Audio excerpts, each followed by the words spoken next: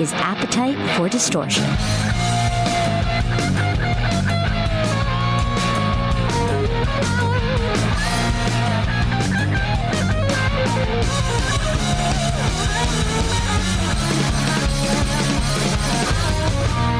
Welcome to the podcast, Appetite for Distortion, episode number 299. My name is Brando. We got a big show for you today. 2 interviews for you. Marcos Curiel from P.O.D. coming up later on as they celebrate the 20th anniversary of their album Satellite. 20 years ago. Jeez. But first, we have Rock and Roll Hall of Famer with Deep Purple. He is just a legend. Glenn Hughes, he is now with the Dead Daisies. They're going to be out on tour very soon. So, Glenn, how are you, sir? I'm good. Yourself? I'm living the dream. Where are you? Good. Where, if you don't mind me asking? I'm in New York City. Oh, okay. Do you come to New York often? Because obviously we're kind of in the same area. Yeah. I spend a lot of time in New York. I have a home in LA, but I spend a lot of time in New York. Okay. Then let me ask, since you're going to be on the road quite soon, or I would have to imagine you're normally looking forward to traveling and being on the road, but with the apocalypse happening, are you still as excited? Nobody's been able to travel for quite some time, as we all know. Mm-hmm. So for me, it's gearing up now to what I would consider to be the first major run of shows, so we're all very excited. Okay, so are there any nerves or any questions maybe? Because I don't. Obviously, you see some bands, they maybe suspend a couple shows. There are ones like Guns N' Roses that are fighting through.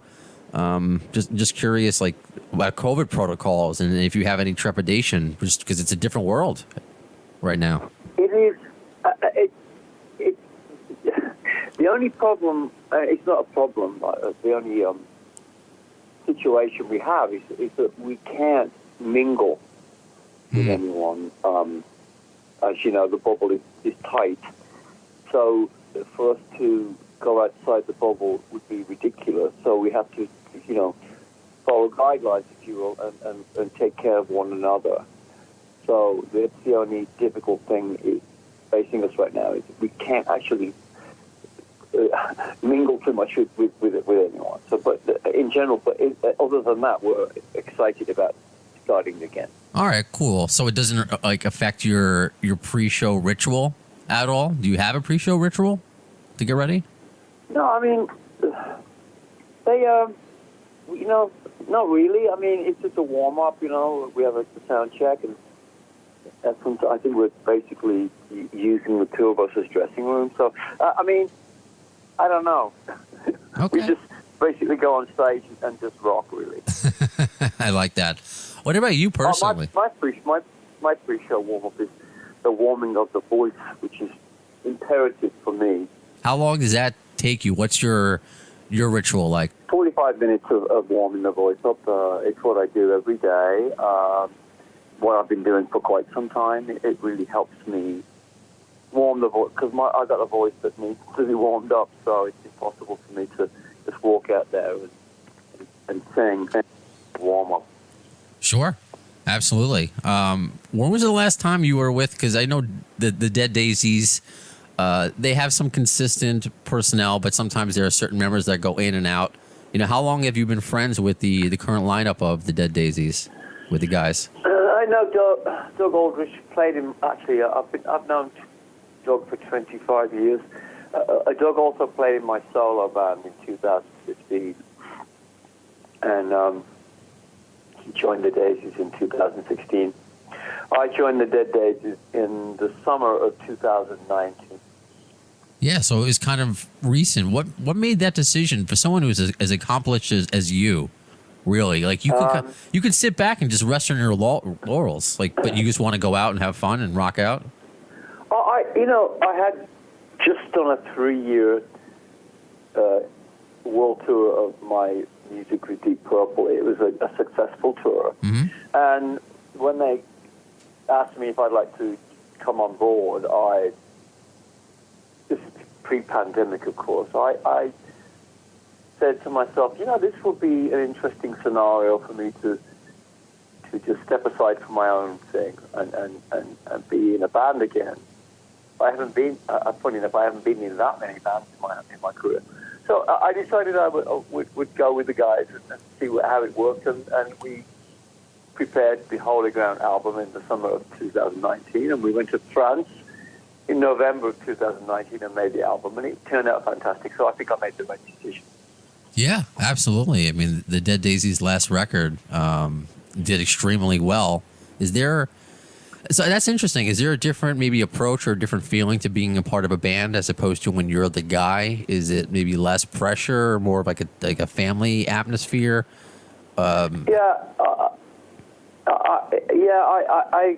I like, if I'm going to work with anyone, number one, I have to be friends with someone. I just can't do this unless I'm really close to someone. It's impossible for me at this point. So for me, walking into this gig was a matter of, are we going to get along? Can we have breakfast together? Are we going to have fun together? And the answer to that is yes, we're having a great time. So that's really important to me. Cool. And a former guest on the show who's going to be a part of this tour like no other is Don Jamieson, the comedian. Yeah. Yeah, so have you seen him perform live? Have you ever been a part of a rock show that included a comedian as well? No. I know Don is one of my best friends. I know of his career. I studied Don. He's great. He's a perfect choice to have. I'm smiling because I love Don. I love Don, and it's going to be a great thing for both of us. It is. He's really fun, and I love the aspect of it's not just a comedy show, but he does a rock and roll comedy show. Yeah, I know. I love it. Just out of curiosity, just to deviate a little bit, do you have favorite comedians of all time? I'm just curious what your sense of humor is like. Who are some of the the funniest people you've ever seen perform? Whether it be yeah. Well, I'm English, so. But I grew up in England. But for me, American comedy, Richard Pryor has always been my favorite. Ooh, okay. Because he was just the greatest comedian from his genre and his generation. But in general, I love Richard Pryor. Okay. Well, you mentioned English. I mean, I got to imagine you're a huge Monty Python fan, or is that just? Of course. Who wouldn't love that? Exactly. Yeah. Sorry, as soon as you said you're English, I'm waiting for him to say Monty Python, so I needed to get that out. Yeah, it was the second choice. Gotcha. What is the songwriting like with the Dead Daisies as opposed to, well, not even you say opposed to, what is the songwriting like with the Dead Daisies? Who brings what first? They knew, I don't know if you know, but I'm a songwriter, first of all. Mm-hmm. People know about the voice, but I'm a songwriter, and they wanted me to bring my songs with me. So I brought a bunch of songs into the band, which were new. The songwriting process for me is I write alone, and then when we got together, the guys came in and we elaborated on stuff to make it more of a collaboration. But I do bring songs in. I also write all the lyrics, so it's one of the things I love most about music is the songwriting. I love to write songs. It's interesting that you say you write alone and then you have other people come in. Is there any reason for that? Just to kind of get your thoughts out first, maybe, and then collaborate? Any reason why you do it solo first? Because it's a band. They wanted to keep the collaboration. When I write for my own records, I write alone. I see. So it was a group effort. The end result was a collaboration, but I do bring the ideas of the songs in, and then we finish them together. Very cool.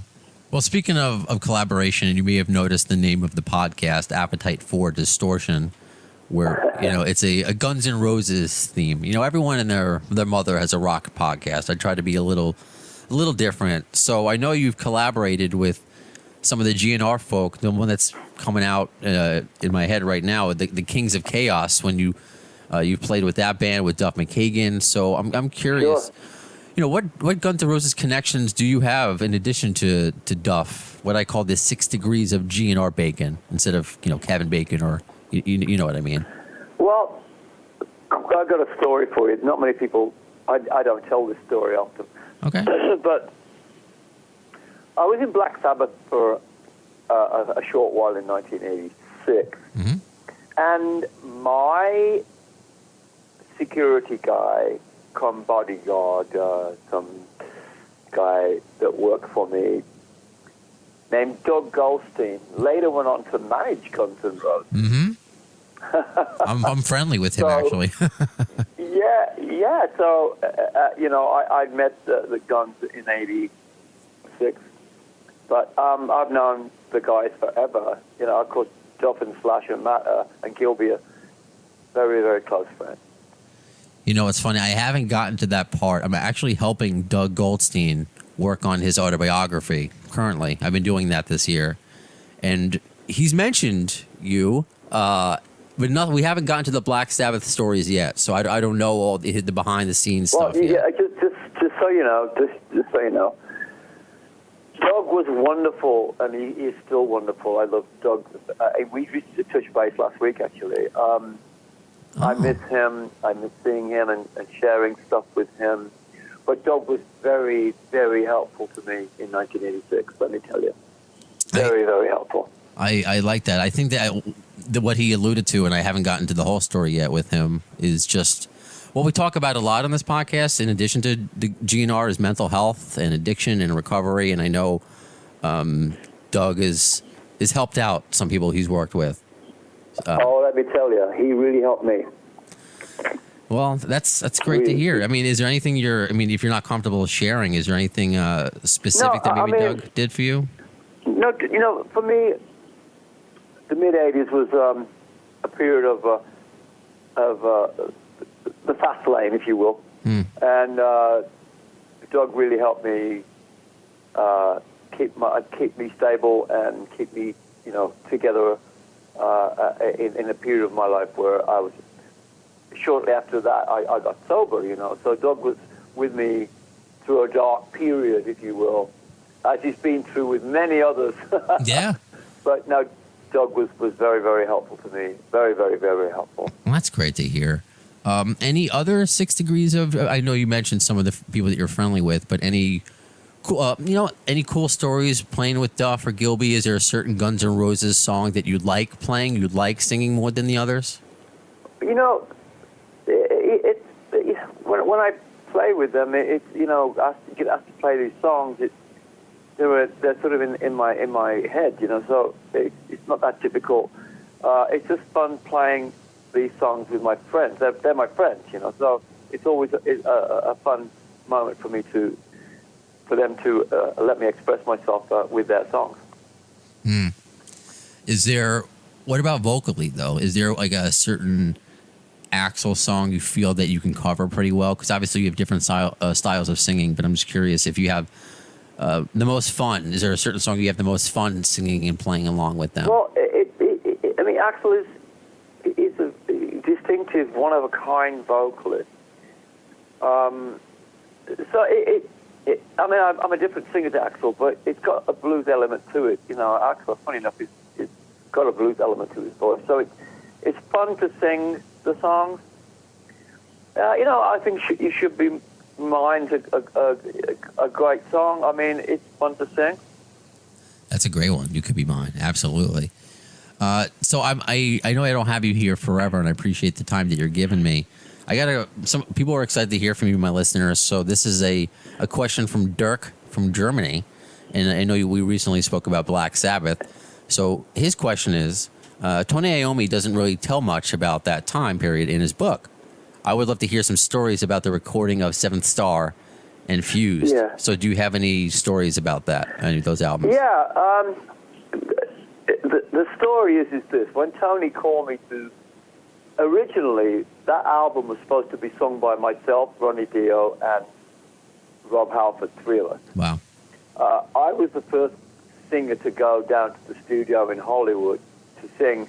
And the night I went there, we recorded 2 songs, and the next day I came in and we wrote 3 songs in 2 days. And we got on a roll. We sort of kept recording, and I eventually became the only singer. So we moved from Hollywood to Atlanta, Georgia, where we finished the album. Tony at the time, I don't know if you remember, this was when they were doing Live Aid. So Tony was going back and forth doing Live Aid as we were in Philadelphia. So that's what I remember from that time. And it was a great moment for Tony and I to... I've known Tony since the late 60s. Wow. So I've been friends with Tony for most of my life, you know. But it was a great moment. Seven Star was a great album. Very cool. I mean, you've accomplished so many things in your career already. A Rock and Roll Hall of Famer, and the fact that we still get to experience Glenn Hughes live with the Dead Daisies now is just amazing. So for those who have yet to see you with the Dead Daisies, what can they expect from a live show? You know, it's energy, non-stop. It's a non-stop show. It's a well-oiled machine already. Before we even do one show, we've been preparing this show, and we're ready to go. It's going to be a great, great moment.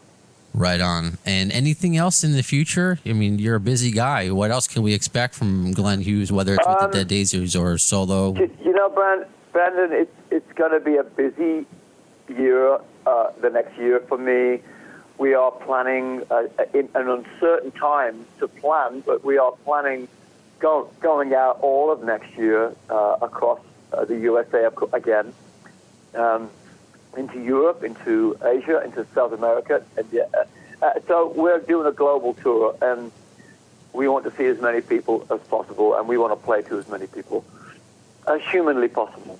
Amazing. Well, you're going to be in my neck of the woods, New York City, Sony Music Hall, September 20th, but there are plenty of dates for September and October, so just go to thedeaddaisies.com for the Like Us tour. So, Glenn, this has been an honor, and thank you so much for your time today, and just my pleasure, continued success. And love to everyone out there. I look forward to seeing you wherever you can come and see us.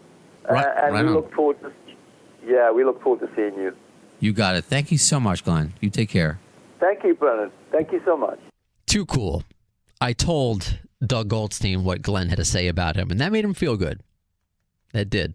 We haven't written it, though. We're going to get to the Glenn Hughes chapters. Still a lot of work on the book to be done, but that's in the conversation for another time. As we move on to our next interview, Marcos Curiel, the guitarist of P.O.D. This year is the 20th anniversary of their landmark album, Satellite.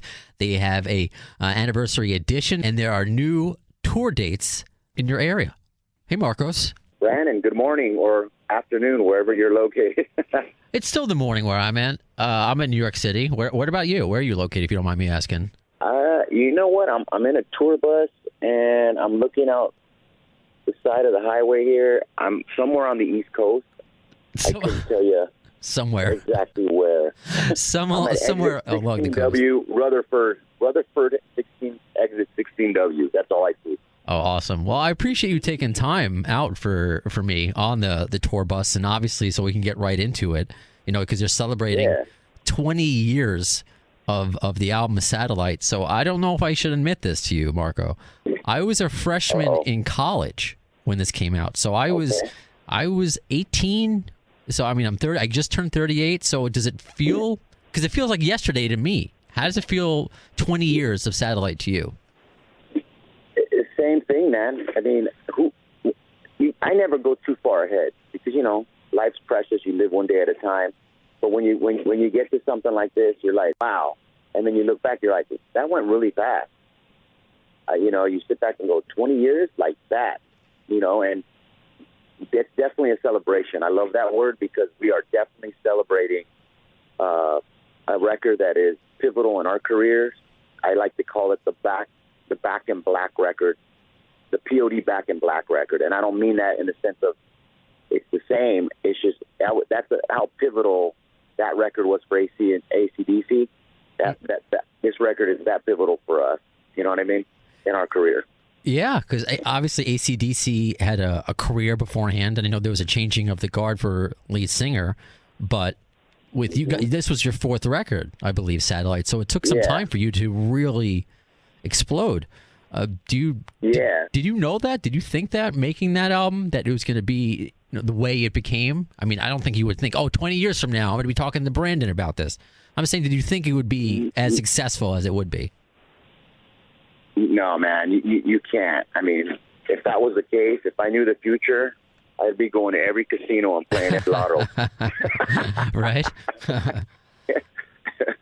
But no, dude, it's amazing. We're just a lot of reflecting going on. You know, you definitely feel like, wow, for people that came out at that same time, I like to call the double lots, the 2000s. I'm like, look, majority of those bands aren't even around, and we're still trucking along like a freight train. We see trends come and go, and we're still chugging, man. So we're definitely stoked to be here, and it's definitely a celebration. And we love playing these songs and putting smiles on people's faces, man. Right on.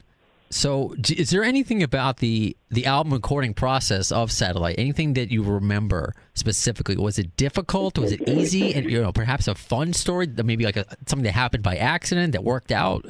Anything specific you remember from recording Satellite? We had just come off a record that sold 1 million albums without much radio. It was MTV who took us under their wing, and we just toured. We toured a lot, and we had a lot of momentum going. We've always been a band that hustles, and we just felt like we knew what we had to do. It was like, Coach, put us in. This is our time, and that album kind of just had that momentum. A funny story.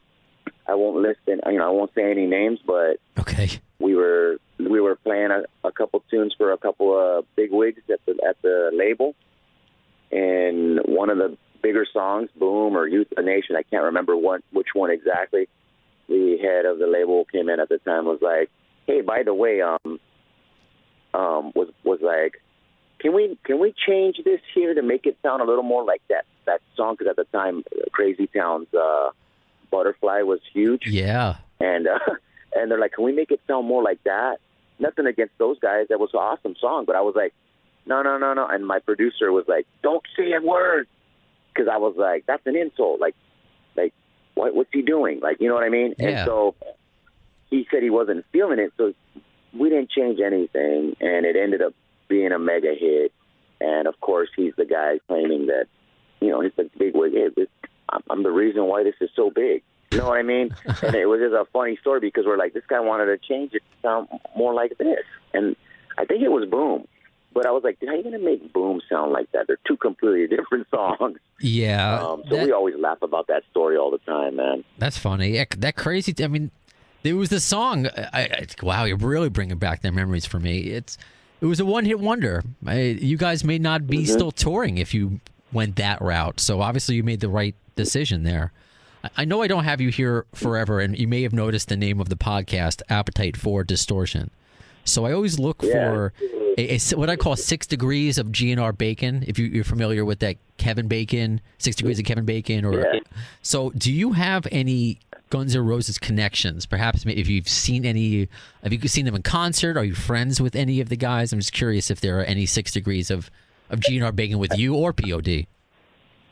Well, I mean, the rock community is small. We did Weenie Roast back in the Satellite days. We were one of the main acts in L.A. for K-Rock.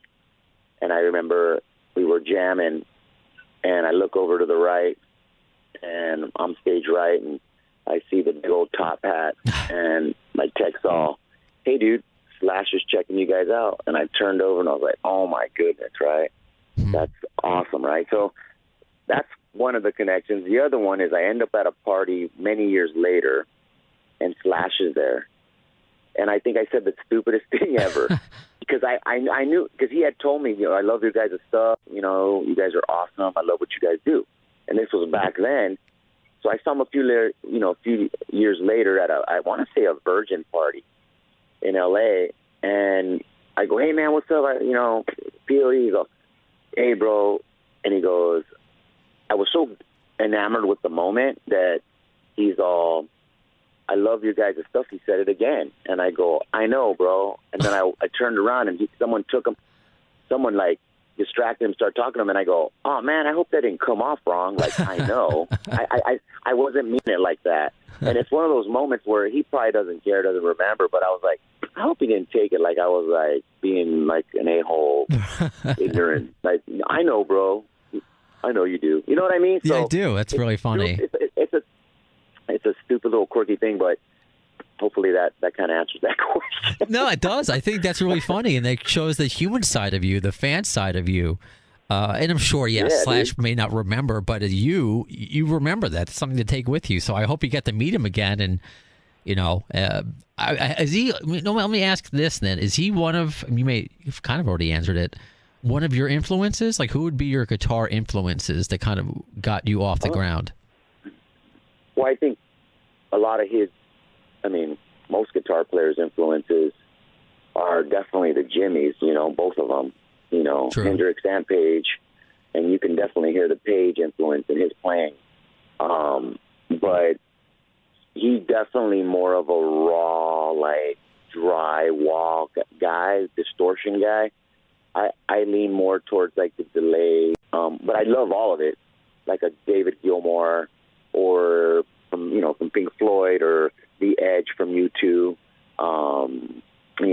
even from the more droney, dark side of, like, Martin Gore from Depeche Mode. Like, people wouldn't think that I would list him as an influence. And then, because, Depeche was not really known for their guitar music, but the guitar stuff that he does lay down is brilliant. It's got a very, dark sound to it, and the other person would be, obviously, for me, is Carlos Santana. Yeah. That's the reason why I even play Paul Reed Smith guitars. He was playing them, and it was like, at the time, they're still really expensive guitars. At the time, it was like a Wayne's World moment, because I would look up the Guitar Center. It was like the guitar, the highest up, and it was like thousands of dollars. And I'm like, dude, one day I'm going to have one of those. We got our signing bonus when we signed to Atlantic, and I bought one. And when I started playing those guitars, we did a video for Southtown, and the company got word, and we're like, hey, we don't really have players like you with this type of music, but they were mainly jazz artists or, jam bands or whatever, and they're like, we think it's awesome that you're playing our guitars. And my relationship started because Mr. Santana was playing them. I go, dude, I want one. And it's funny, I was at a NAMM show. I'm not sure if you're familiar with NAMM. Sure. It's like a music instrument / convention, and there was a bunch of, in a panel, like Tremonti, Opeth, guitar players, Dave Navarro. I was right next to Tim Mahoney from 311. And they went down and said, why do you play PRS guitars? And I straight out said, well, I'm going to be straight up. The reason I play PRS guitars is because of the man, Carlos Santana. And Tim Mahoney whispers in my ear, he goes, me too, bro. So that's pretty cool. Very cool. I appreciate you sharing that story with us, Marcos. I know you got to go to your next interview. Congratulations on 20 years. I'll see you out on the road. I mean, you just look up P.O.D. in your area. You're going to be in my area at the Paramount. So just continued success, and thanks for your time. Hey, thank you, brother. And let's celebrate. Well, we're definitely celebrating Satellite 20 years, man. So I love that word. It's a celebration, bro. Celebration. You got it. Thanks, Marcos. Later. Thank you, Marcos. And thanks again to Glenn Hughes as well. That does it for this episode of Appetite for Distortion, episode number 299. So if you know your math, 300 episodes next. Well, it's not going to be, despite my pathetic pleas, it's not going to be Fernando, the GN'R manager. I didn't think it would be. I'll put out hope. Maybe by episode 400. We'll see. Next episode is going to be Jerry Cantrell. I have the episode in the can, ready to go. Singing in the can makes it sound like I have the interview in my butt.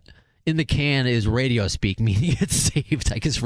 That thought just popped in my head as I said it. So not everybody's hip to the radio lingo. So I have the Jerry Cantrell interview ready to go. So be sure, wherever you listen to the podcast, keep checking for updates. You're going to see Jerry in there quite soon. And as far as future episodes, as we go into the 300s, more of your Guns N' Roses reviews. Okay, so if you want to review an upcoming Guns N' Roses show on this tour, hit me up on social media, Facebook, on the new Twitter, at the AFD Podcast, email, the AFDshow@gmail.com, or If you happen to, so let's just say you listen on iHeartRadio and you can leave a comment on the episode, I will see it. So however you can reach me in many ways to do it, you can be on the next, well, not the next episode because that's Jerry Cantrell, but you can be on a future episode of Appetite for Distortion. And of course, plenty more rock and roll plenty more rock and roll superstars on the way. Anyway, that does it for this episode of Appetite for Distortion. When are you going to see the future ones? Well, in the words of Axl Rose concerning Chinese democracy, you'll see it, I don't know, as soon as the word.